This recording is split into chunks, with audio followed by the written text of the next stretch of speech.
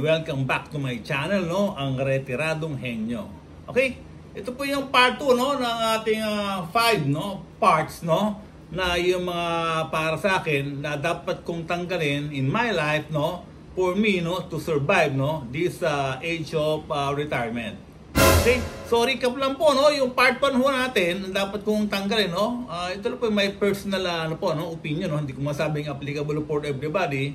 But I'm sharing this, no, hoping na meron po tayong matulungan din, no, sa lalo na yung aking po mga kabatch, yung classmates, no, they're all retiring na rin po, no.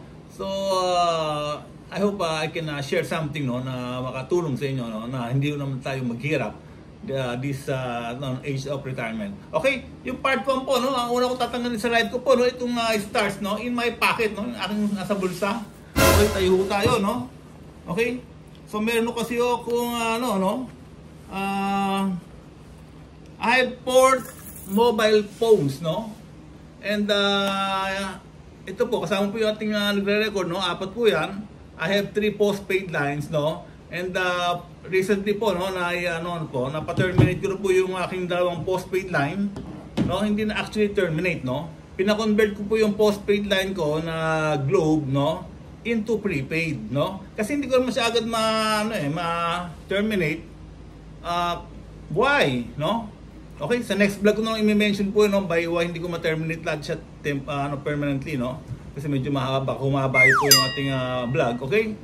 Second, no?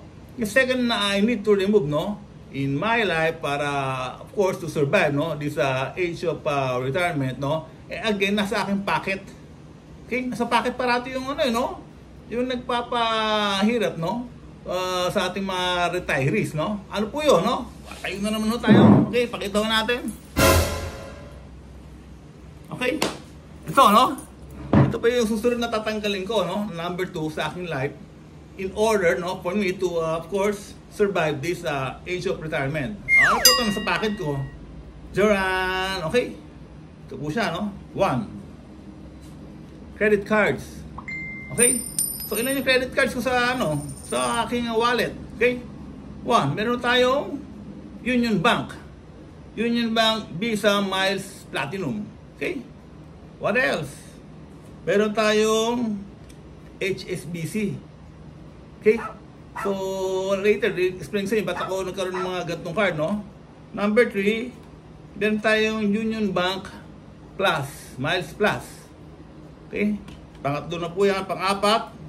Meron po tayong Union Bank Visa Shell. Okay? Pang-5, meron po tayong Petron BPI card, credit card. And pang-6, meron po tayong RCBC. Okay? This is a Platinum Mastercard. Okay? And then meron tayong East West Bank Platinum Card. And then, lastly, meron tayong Metrobank. Okay? Travel card. Visa. Okay? Now, tanong ko natin, no? Bakit ang dami ba nating, tayo natin credit card? Okay? So, 4, 5, 6, 7, 8. Okay? I have 8 credit cards, no? So why?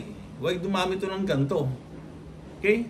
So itong credit cards, hindi ko naman po ito in-apply, no? In-apply lang ko rito, I believe, parang isa o dalawa lang. Pag nandun ako sa mall, no? Pero kasi nag-offer doon ng mga free na headphones, no? Mga free na payong, no?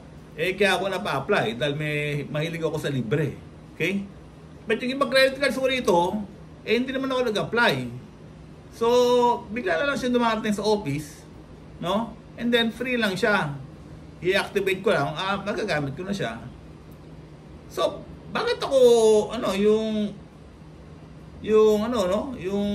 kuha ng credit card, no? Although, hindi man ako nag-apply, ba't pala dating aking credit card? And bakit ko naman siya ina-activate?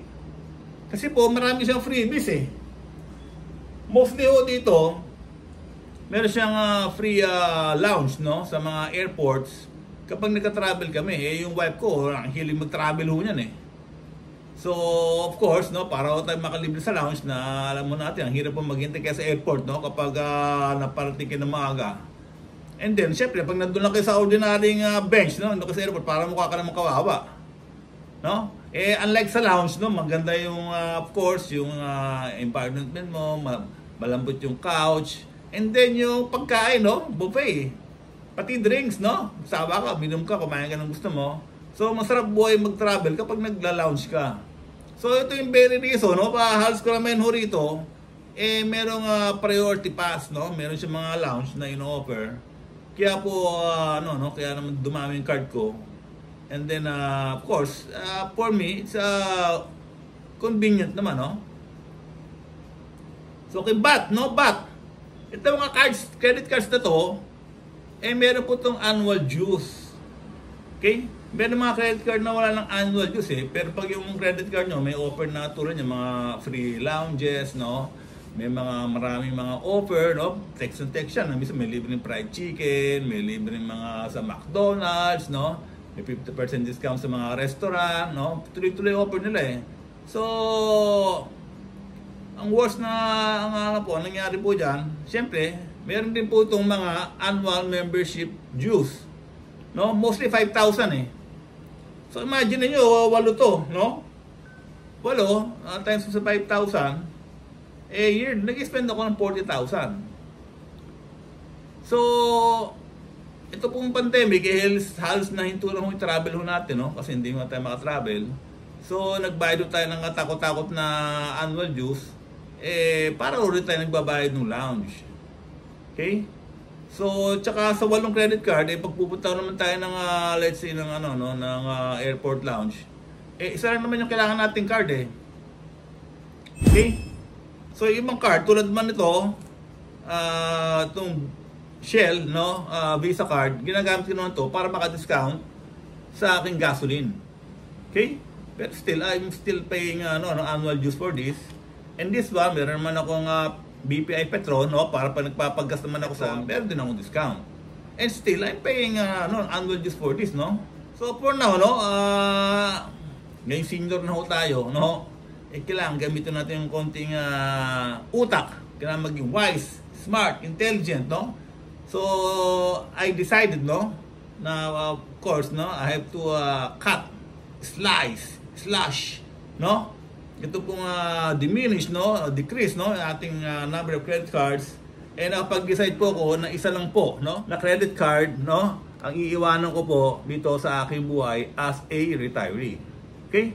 So pag isa na lang po, of course, isa na lang babayaran kong annual due, no. Kung 5,000 siya, yun na lang po, hindi na katulad dati na almost 40,000 binabayaran natin. Okay? So, anong card, no, dito ang ititira ko. Okay?